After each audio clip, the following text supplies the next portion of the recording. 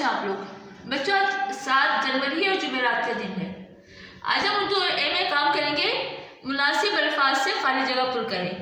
तो बच्चों ये पहला जुमला है 10 रुपये डैश लाओ।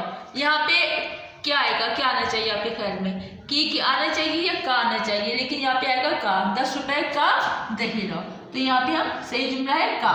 ठीक है।